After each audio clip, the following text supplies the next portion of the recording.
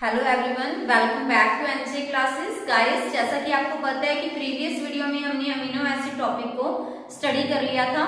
तो गाइस, आज की वीडियो में हम करने वाले हैं प्रोटीन टॉपिक को। क्लियर? तो चलिए स्टार्ट करते हैं।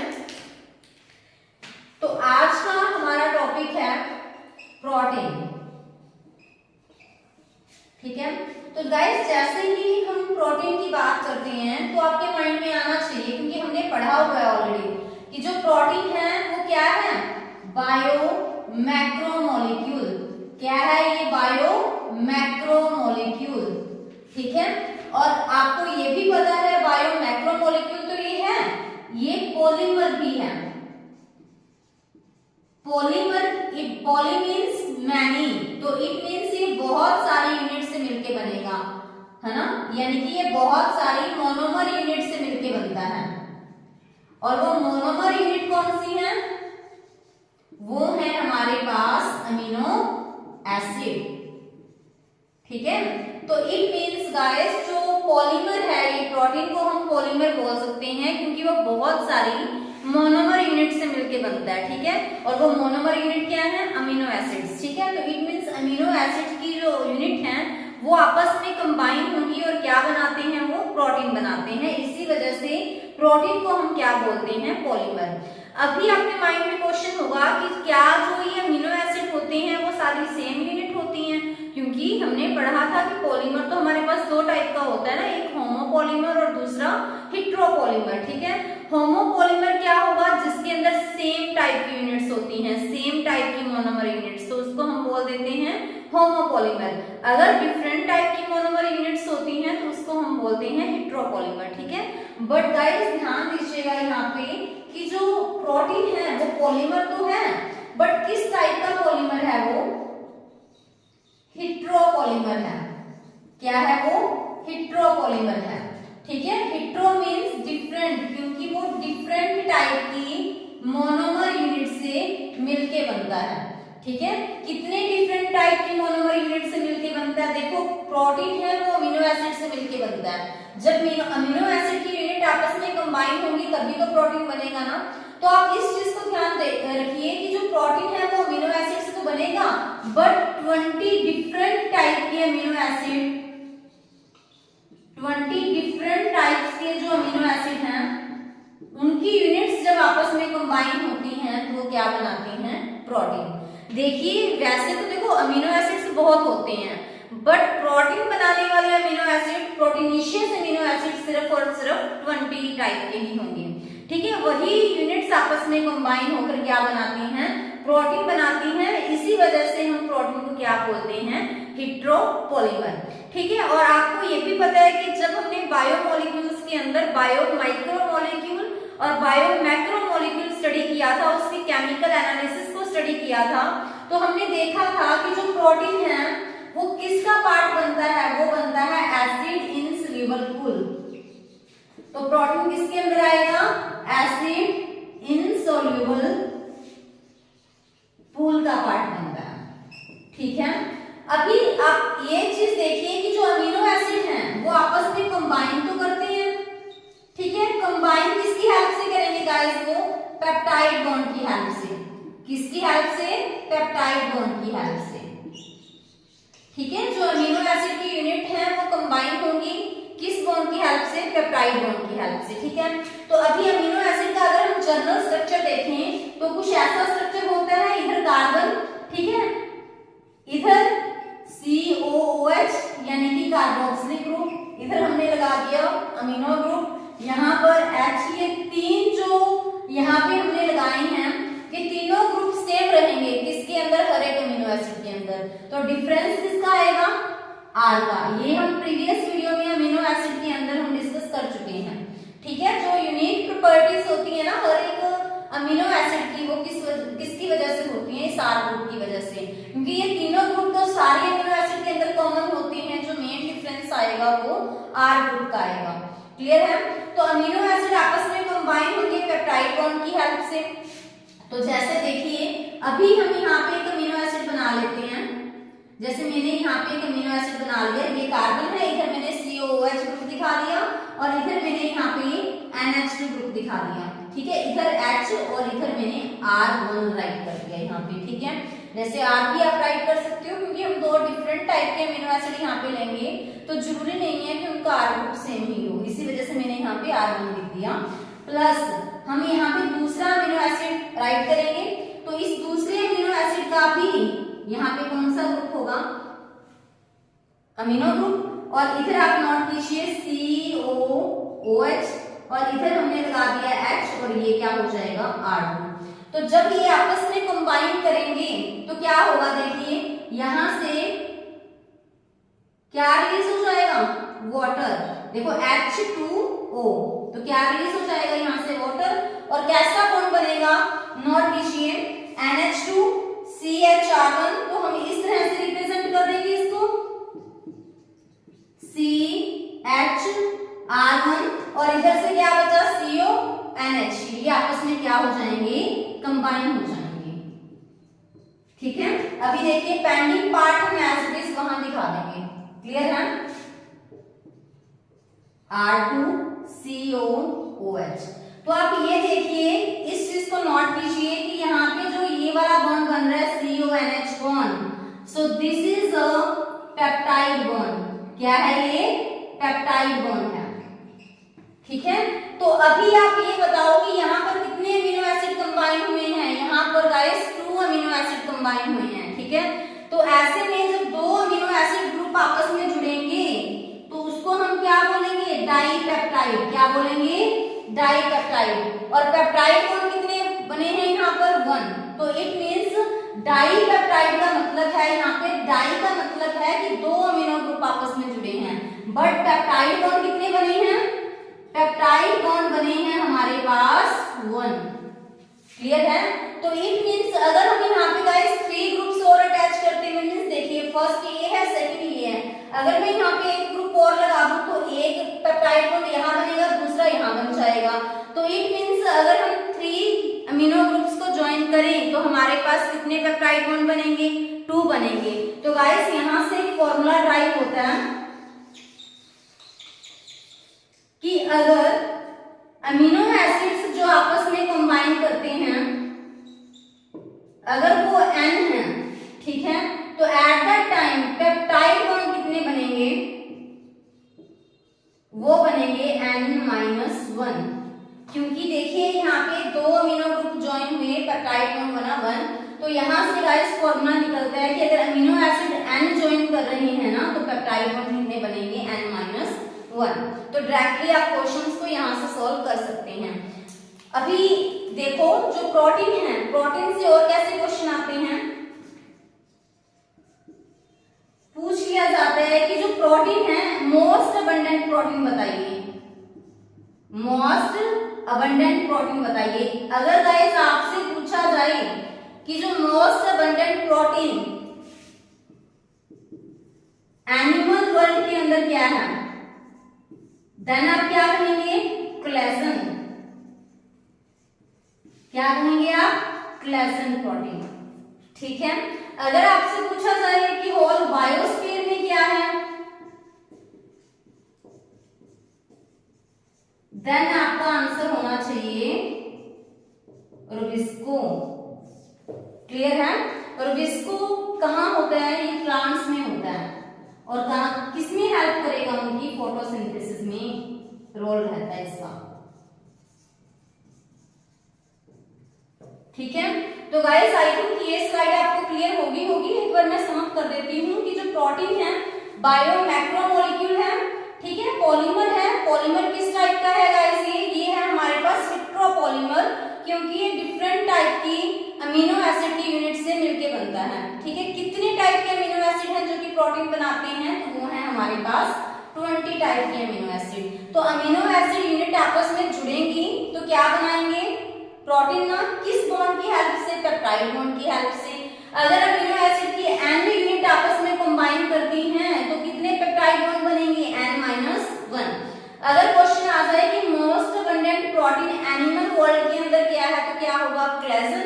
और बायोस्फीयर के अंदर क्या है, रुबिस्को। रुबिस्को प्लांट्स के अंदर होता है जो कि वहां पे फोटोसिंथेसिस में हेल्प करेगा, ठीक है। तो ये था गाइस प्रोटीन के बारे में बेसिक इंफॉर्मेशन, बाकी हम नेक्स्ट स्लाइड में करते हैं। हाँ जी गाइस, देखिए जब भी हम प्रोटीन्स की बात करते हैं ना तो हमारे माइंड में एक चीज आती है, दैट इज पॉलीपेप्टाइड, है ना। तो इसी को लेकर हम डिस्कशन करने वाले हैं इस स्लाइड के अंदर, ठीक है। तो अभी देखिए पॉली का मतलब ही क्या है, मैनी। पॉली का मतलब क्या है यहाँ पे, मैनी। तो इसी पॉलीपेप्टाइड चेन के बेस पर हमने अमीनो एसिड को कितनी कैटेगरी में डिवाइड कर दिया, हमने अमीनो एसिड को जो प्रोटीन्स हैं सॉरी उनको डिवाइड कर दिया 2 टाइप्स में। कौन कौन से proteins, monomeric proteins and second one है हमारे पास मल्टी मैरिक प्रोटीन्स, ठीक है। अभी देखिए मोनो का मतलब क्या है, मोनो का मतलब है यहाँ पर सिंगल। तो ऐसे प्रोटीन्स जिसके अंदर क्या हो, सिंगल पॉलीपेप्टाइड चेन हो, जिसके अंदर सिंगल पॉलीपेप्टाइड चेन हो तो उसको हम क्या बोल देते हैं, मोनोमेरिक प्रोटीन्स, ठीक है। तो इसका एग्जांपल नोट कीजिए, एग्जांपल है इसका लाइसोजाइम। लाइसोजाइम कहां प्रेजेंट होते हैं, सलाइवा के अंदर, ठीक है। तो मोनो का मतलब देखो खुद ही बता रहा है ना, सिंगल, जिसके अंदर सिंगल पॉलीपेप्टाइड चेन है तो that is a monomeric proteins, ठीक है। मल्टी क्या होगा, मल्टी का मतलब है यहाँ पर मैनी, जिसके अंदर बहुत ज्यादा पॉलीपेप्टाइड चेन्स हो। अगर कोई प्रोटीन ऐसा है जिसके अंदर बहुत ज्यादा पॉलीपेप्टाइड चेन है तो उसको हम क्या बोलते हैं, मल्टीमेरिक प्रोटीन्स। तो गाइस अभी देखिए कि जो मल्टीमेरिक प्रोटीन है इनके एग्जांपल क्या हैं, तो एग्जांपल नोट कीजिए आप इनके। जैसे कि अगर हम बात करें गाइस हीमोग्लोबिन की, तो आपको पता है हीमोग्लोबिन के अंदर क्या होता है, 2 अल्फा चेन्स होती हैं, ठीक है, और 2 ही बीटा चेन्स होती हैं। तो इट मींस गाइस इसके अंदर 2 अल्फा पॉलीपेप्टाइड चेन्स रहेंगी और 2 ही बीटा पॉलीपेप्टाइड चेन्स रहेंगी। तो इट मींस टोटल कितनी पॉलीपेप्टाइड चेन हुई, 4 हुई ना, 1 से ज्यादा है। तो इसी वजह से हमने इसको किसकी कैटेगरी में रखा, मल्टीमेरिक प्रोटीन्स, ठीक है। तो इसके अंदर कितनी पॉलीपेप्टाइड चेन हुई, टोटल 4 पॉलीपेप्टाइड चेन्स,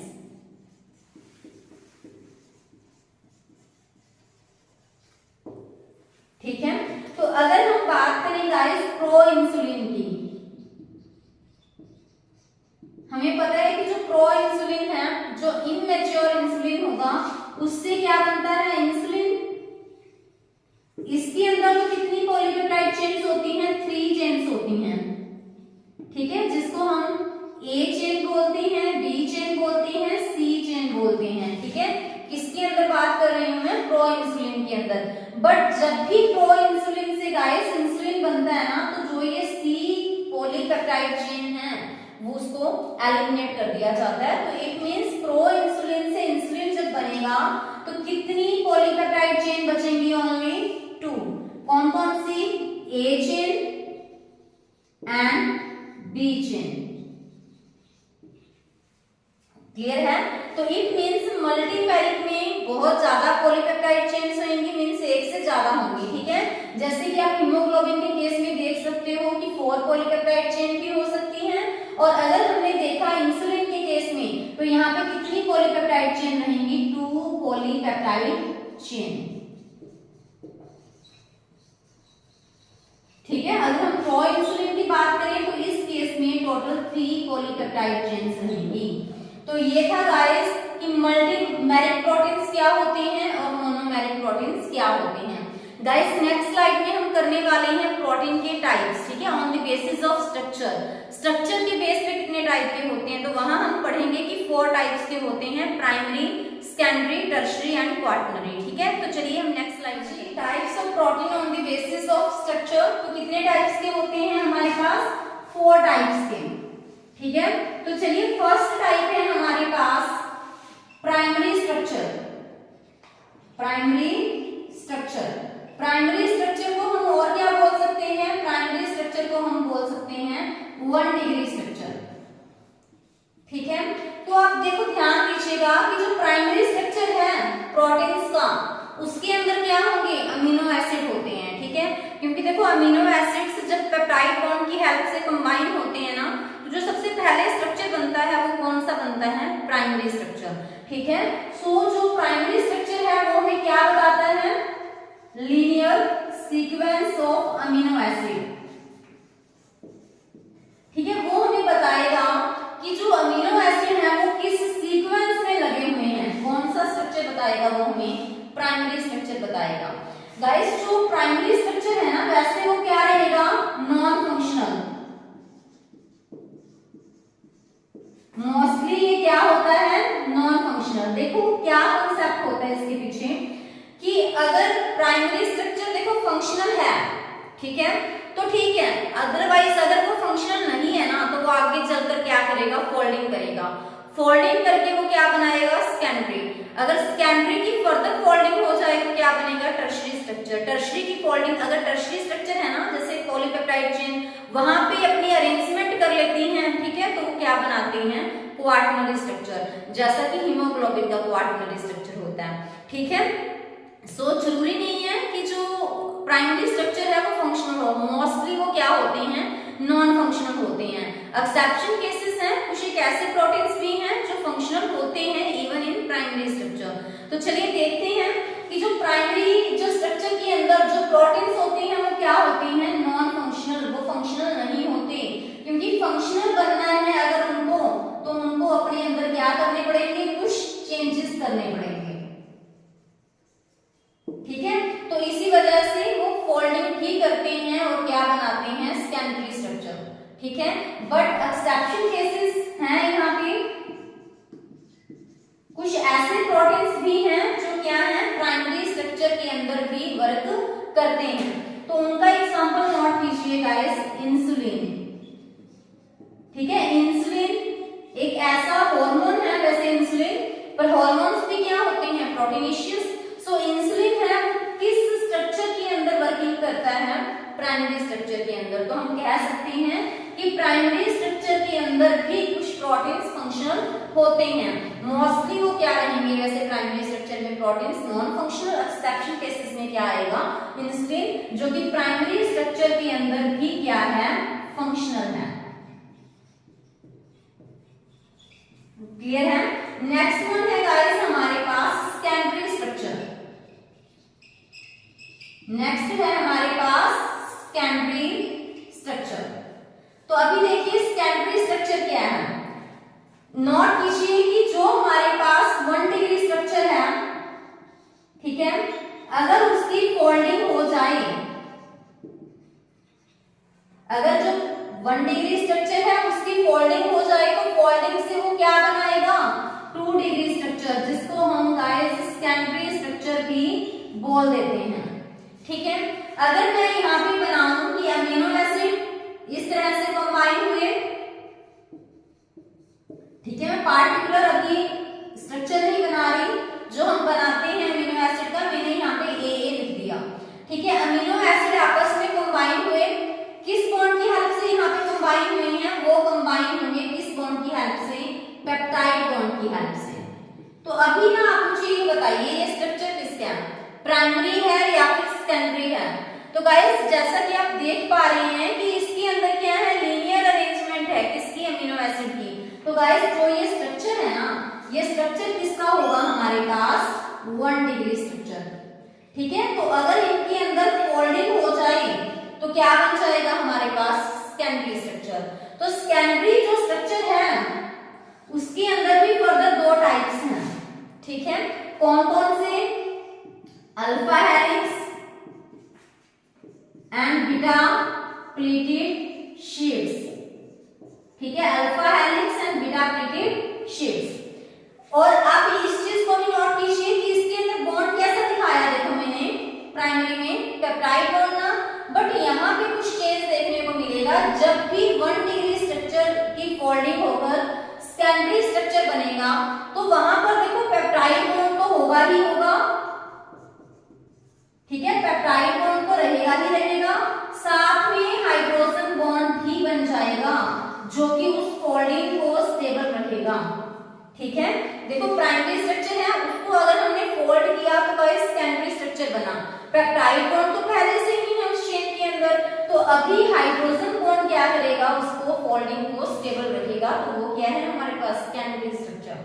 ठीक है, और सेकेंडरी स्ट्रक्चर है उसके अंदर फर्दर बनेगा अल्फा हेलिक्स और बीटा प्लीटेड शीट्स। तो जैसे अगर गाइस मैं अल्फा हेलिक्स बनाऊं, जो ये अल्फा हेलिक्स है वो मोस्टली स्टेबल होता है राइट हैंडेड। ठीक है, और ज्यादा ये राइट जो हेलिक्स की फॉर्म में ही देखने को मिलता है। ठीक है, तो हम बनाते हैं इस तरह से, ये क्या हो गया अल्फा हेलिक्स, इनके अंदर पेप्टाइड चेन तो है ही। अभी क्या होगा कि यहाँ पर जैसे ये एक अमीनो एसिड है, यहाँ पे भी अमीनो एसिड है, तो इनके बीच में बॉन्ड बन जाएगा, तो this is known as hydrogen bond. तो इस तरह से हम कहते हैं कि पेप्टाइड चेन तो है ही है, हाइड्रोजन बॉन्ड भी बन जाएगा। तो ये बॉन्डिंग से क्वेश्चन आता है कि सेकेंडरी स्ट्रक्चर के अंदर कौन कौन सी बॉन्डिंग होती है, तो पेप्टाइड बॉन्डिंग होगी और क्या होगा हाइड्रोजन बॉन्ड रहेगा। अभी देखिए बीटा प्लीटेड शीट, तो उनके अंदर इस तरह से शीट्स रहेंगी। ठीक है, इस तरह से शीट्स रहेंगी और इनके अंदर हाइड्रोजन बॉन्ड बनेगा, तो उसको हम कहते हैं बीटा प्लीटेड शीट्स। आपने एक चीज नोट की होगी कि अल्फा हेलिक्स के अंदर क्या है, हाइड्रोजन बॉन्ड बन रहा है अमीनो एसिड के बीच में, बट वो अमीनो एसिड किसकी है, same polypeptide chain, same polypeptide chain की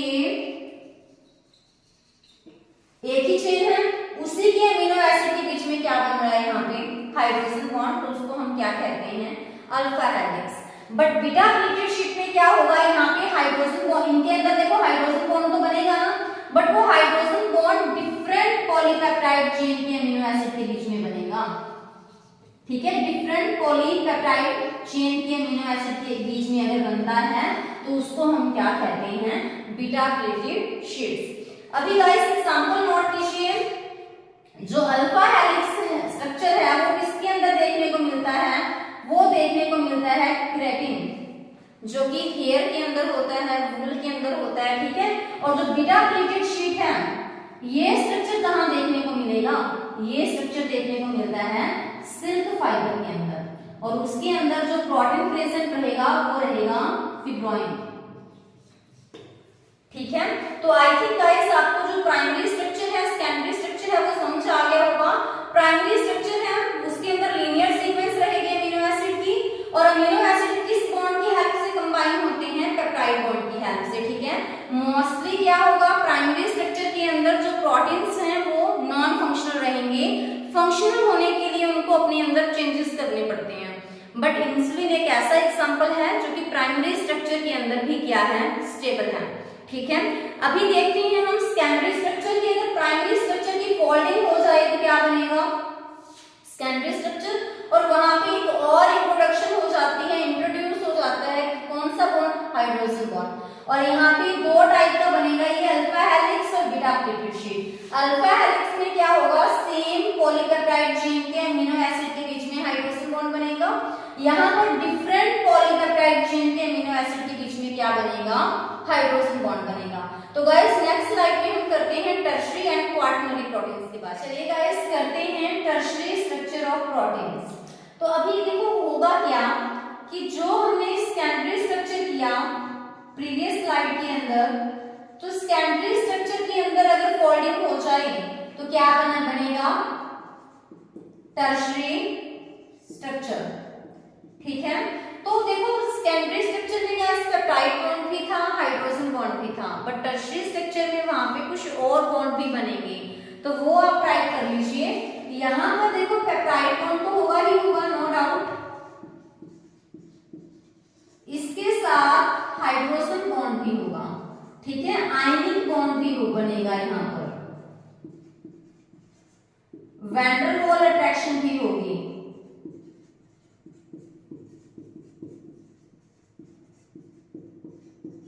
ठीक है, डाइसल्फाइड लिंकेज भी होगी यहाँ पर, डाइसल्फाइड लिंकेज यानी कि दो सल्फर के थ्रू लिंकेज जो होगी, तो ये सारे बॉन्ड हमें देखने को मिलेंगे टर्शरी स्ट्रक्चर के अंदर। ठीक है, तो टर्शरी स्ट्रक्चर का एग्जांपल क्या है? एंजाइम्स, जिनको हम बायोकैटालिस्ट बोलते हैं, जो कि बॉडी के अंदर मेटाबॉलिक रिएक्शंस को क्या करते हैं? एनहांस करते हैं। ठीक है, तो ये एंजाइम्स क्या होते हैं? प्रोटीनेशियस। तो ये किस स्ट्रक्चर में एग्जिस्ट करते हैं guys? Tertiary structure of proteins. Clear है? अभी देखिए कि जो हमारे पास क्वाaternary प्रोटीन्स होते हैं उनको हम 4 डिग्री स्ट्रक्चर ऑफ प्रोटीन्स भी कह सकते हैं। ठीक है, तो इसके अंदर क्या होगा गाइस? इसके अंदर देखो जो 3 डिग्री स्ट्रक्चर है उनकी जब अलग अलग यूनिट आपस में स्पेशियल अरेंजमेंट कर लेती हैं, उनकी यूनिट्स अरेंज होकर क्या करेंगी? क्वाaternary स्ट्रक्चर बनाएंगी। ठीक है, जिसको हम 4 डिग्री स्ट्रक्चर ऑफ प्रोटीन बोल देते हैं। एग्जांपल नोट कीजिए आप इसका, हीमोग्लोबिन। तो देखिए जो हीमोग्लोबिन के अंदर कौन सा प्रोटीनेशियस पार्ट है? ग्लोबिन यहाँ पे क्या है? प्रोटीनेशियस पार्ट है। ठीक है, और हीम ग्रुप यहाँ पे क्या है? Non proteinaceous part. ठीक है, तो आप इस चीज को ध्यान रखिए कि जब यहाँ पे 3D यूनिट आपस में अरेंज हो जाती हैं, ठीक है, तो वो अरेंज होकर क्या बनाएंगे? क्वाaternary स्ट्रक्चर। और इसका एग्जांपल है हमारे पास हीमोग्लोबिन। तो गाइस ये थी types of protein on the basis of their structure. Next हम क्लासिफिकेशन करने वाले हैं प्रोटीन्स की on the basis of their shape. तो चलिए करते हैं। Types of protein on the basis of shape। तो शेप के बेस पर प्रोटीन्स कितने टाइप के होते हैं? कितने टाइप के होंगे गाइस? 2 टाइप्स के। कितने टाइप्स के? 2 टाइप्स के। तो वो टाइप है कौन कौन से? तो देखिए फर्स्ट होगा हमारे पास फाइब्रस प्रोटीन, सेकंड होगा हमारे पास ग्लोबुलर प्रोटीन। ठीक है, तो ये 2 टाइप्स हैं on the basis of shape. ठीक है, फर्स्ट कौन सा है? फाइब्रस प्रोटीन एंड सेकंड कौन सा है गाइस? Globular protein. तो फाइब्रस प्रोटीन क्या होते हैं? देखिए फाइब्रस नाम से ही क्लियर हो रहा है, फाइब्रस मींस फाइबर, यानी कि ये फाइबर लाइक स्ट्रक्चर देंगे, है ना। और यहां से देखिए ग्लोबुलर मींस ग्लोब लाइक यानी कि स्फेरिकल। तो इनकी शेप कैसी होगी? स्फेरिकल शेप होगी। ठीक है, globular means globe like something, आप ऐसे याद रख सकते हो। ग्लोब होता है वो कैसा होता है? स्फेरिकल होता है। तो इट मींस इनकी शेप स्फेरिकल होगी। क्यों? क्योंकि गाइस इनके अंदर क्या होगा? देखो फाइबर लाइक है जो फाइबरस प्रोटीन के अंदर, इनके अंदर क्या होगा? जो पॉलीपेप्टाइड चेन है ना वो पैरेलल होती है। ठीक है, वो एक दूसरे के गाइस आप देखिए जब पैरेलल होंगी ऐसे पॉलीपेप्टाइड चेन तो वो कैसी अपीयरेंस देंगी? Fibre like. तो उसको हम क्या कहेंगे? Fibrous protein. ठीक है, अगर हमारे पास जो पॉलीपेप्टाइड चेन है, अगर पॉलीपेप्टाइड चेन है, ठीक है, अगर वो पॉलीपेप्टाइड चेन कॉइल हो जाए, ठीक है, ऐसे अगर वो कॉइलिंग कर लें अच्छे से तो वो कैसी शेप देंगी? स्फेरिकल शेप देंगी ना। तो ऐसे में प्रोटीन्स को हम क्या कहते हैं? Globular protein. ठीक है, तो ग्लोबुलर प्रोटीन के एग्जांपल नोट कीजिए आप। जैसे अगर मैं आपसे कहूं कि जो इंसुलिन है जो कि प्राइमरी स्ट्रक्चर के अंदर स्टेबल होता है, ठीक है, प्राइमरी स्ट्रक्चर के अंदर ही रहता है और ये फंक्शनल होता है उसी स्ट्रक्चर के अंदर।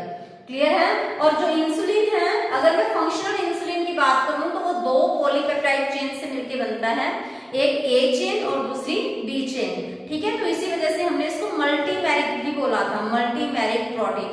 तो अभी देखिए जो इंसुलिन है स्ट्रक्चर कैसा होगा उसका? स्फेरिकल। तो इसी वजह से हम उसको क्या बोलते हैं? Globular protein. ठीक है, एल्बुमिन तो वो किसके अंदर आएगा गाइस? वो आएगा ग्लोबुलर प्रोटीन के अंदर। अगर हम बात करें केराटिन, ठीक है, जो कि हेयर के अंदर भी प्रेजेंट होता है, वूल के अंदर भी प्रेजेंट रहेगा, तो वो किसका एग्जांपल है? फाइब्रस प्रोटीन का। तो गाइस ये हमने 2 टाइप्स की क्लासिफिकेशन कर ली है। नेक्स्ट जो टाइप्स पेंडिंग है, जो इनके फंक्शंस पेंडिंग है कंटेंट अच्छा लग रहा है तो वीडियो को लाइक जरूर कीजिएगा और ज्यादा से ज्यादा अपने फ्रेंड्स में शेयर कीजिएगा। Thank you, have a nice.